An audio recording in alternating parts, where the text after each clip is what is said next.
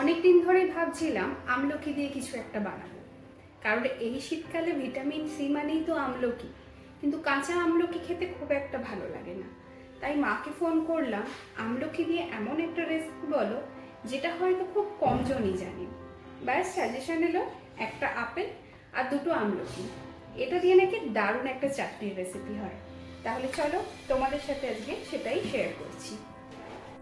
তো প্রথমেই আমি এখানে একটা মিডিয়াম সাইজের আপেলকে ভালো করে খোসা ছাড়িয়ে নিয়েছি।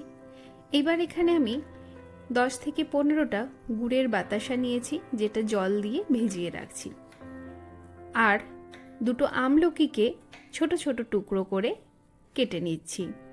আপেলটাকেও মিডিয়াম সাইজের টুকরো করে কেটে নিচ্ছি। তোমাদের কাছে যদি গুড় থাকে সেক্ষেত্রে গুড়ের বাতাসার প্রয়োজন নেই।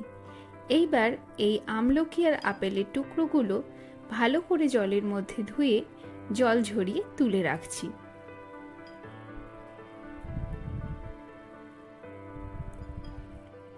এবার একটা ফ্রাইং প্যানের মধ্যে দিয়ে দিলাম অল্প একটু সর্ষের তেল, যার মধ্যে আমি ফোড়নে ব্যবহার করছি শুকনো লঙ্কা আর 5 ফোড়ন।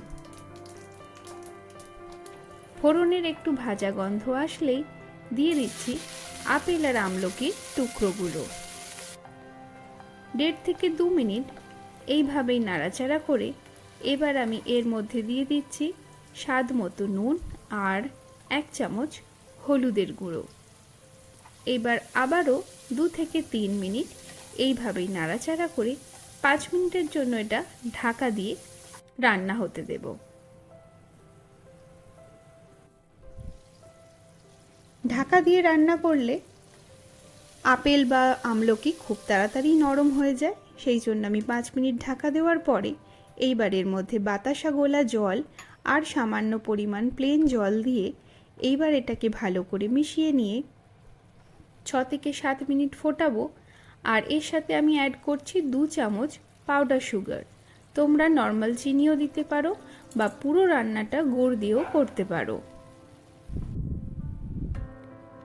এইবার এটাকে ঢাকা দিয়ে আরও 5 থেকে 7 মিনিট হাই ফ্লেমে ভালো করে ফোটাবো।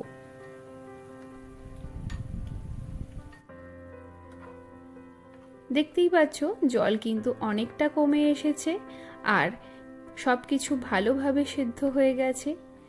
আপেল আর আমলকি সিদ্ধ হয়ে গেলে আর জল অনেকটা কমে আসলে ওপর থেকে এবার ছড়িয়ে দেব আমচুর পাউডার। এখানেও তোমরা অপশন হিসেবে চাট মশলা বা ভাজা মশলার ব্যবহার করতে পারো। তো খুব সহজেই রেডি হয়ে গেল আমাদের আমলকি আপেলের আচার। এই আচার কিন্তু শীতকালে শেষ পাতে ভীষণই ভালো লাগে, তাই তোমরা কিন্তু এটা অবশ্যই ট্রাই করো আর আমাকে কমেন্ট করে জানাতে কিন্তু ভুলো না। আশা করছি ভিডিওটা তোমাদের ভালো লেগেছে। যদি ভালো লেগে থাকে তাহলে কিন্তু লাইক করে শেয়ার করে দিও। দেখা হচ্ছে তোমাদের সাথে নতুন আরেকটি ভিডিওয়। ততক্ষণ সবাই ভালো থেকো, সুস্থ থেকো।